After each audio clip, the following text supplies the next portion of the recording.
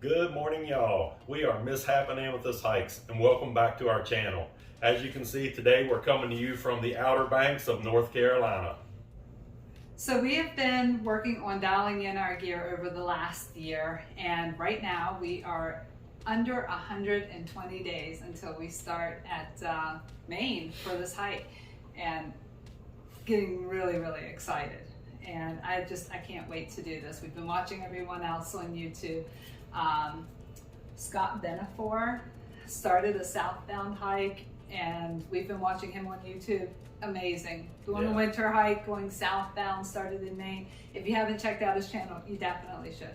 Absolutely wonderful. Today, we are going to bring to you our big three. So right now, we've made some changes in the last month and a half on a few things, added some gear along the way that we kind of figured out that we wanted, and we're going to show you all of that today. Our big three system is going to include our tents, our backpacks, and then our sleep system. So let's get to it. So we'll start with our sleep system. And for the most part, our sleep system is pretty close to being the same. We both use a hammock gear quilt. It is an 850 fill top quilt, 20 degrees, and has the zippered foot box on it. So this will open completely up. I have the short wide. He has the standard wide. I'm 5'6", he's 6'1". I use an Outdoor Vitals inflatable pillow. I use the Trekology inflatable pillow, and it has a strap that goes around your sleep pad to hold it in place. And speaking of sleep pads, we're both using the Thermarest X-Therm. It's only like 2.5 ounces heavier than the Neo Air, whatever the yellow one is. It's a little bit lighter, but I'm a cold sleeper. We have both spent a lot of time winter camping at this point, and we get cold. So for 2.5 ounces more, we're not going to switch out or anything. We're just going to stick with the X-Therm. I happen to be an exceptionally cold sleeper, so I will also be bringing the Sea to Summit reactor liner to put inside of my quilt for a little added warmth. We will also have with us the Nemo Switchback closed foam pad as well, and a couple of reasons for this.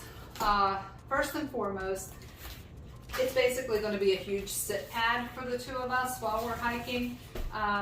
Rather than carrying two separate individual ones, we can just spread this out, actually set our food out on it, have sort of a cleaner place to set things down. It also makes like a nice yoga mat to be able to stretch, be able to lay out if you want to take a nap when you are in the middle of hiking, for those little midday siestas.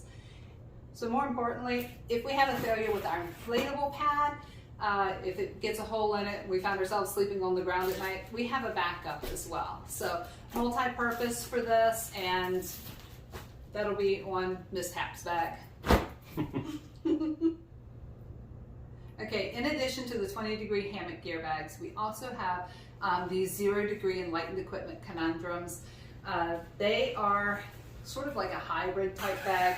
So both of them are identical. He has the long wide, I have the regular. And they basically kind of work more like a sleeping bag type system. And 0 degrees, so that as we approach winter and the weather starts to get colder, if we need to switch out to these, we will. We're hoping that the 20-degree bags will suffice.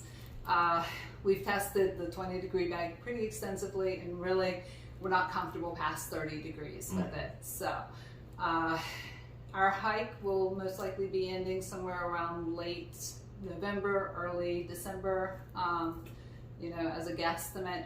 So good chance that we'll be hitting some temperatures that are lower than 30 degrees. So if we need to switch out to these, we'll have those sent to us. And for our tent, we chose the Big Agnes Copper Spur UL3. We chose the 3-person tent so that there's plenty of room not only for us inside, but we can also bring in our backpacks and our other gear and not have to worry about it sitting outside in the rain or in the weather. Inside the tent, there are plenty of little mesh pockets to store gear in.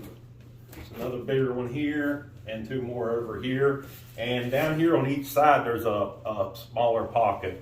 Now this tent is not the newer version, it's the older version. The newer version has like a vestibule that goes out that you can set up a trekking pole, and it makes an awning. And there's also a door on the other side of the tent, so you can enter and exit both sides of the tent. And one other thing I want to point out about this tent is, if it's raining outside, it can be set up very easily without getting the inside of your tent wet. Alright, so our backpacks are the Hyperlight Mountain Gear 3400 Wind Rider.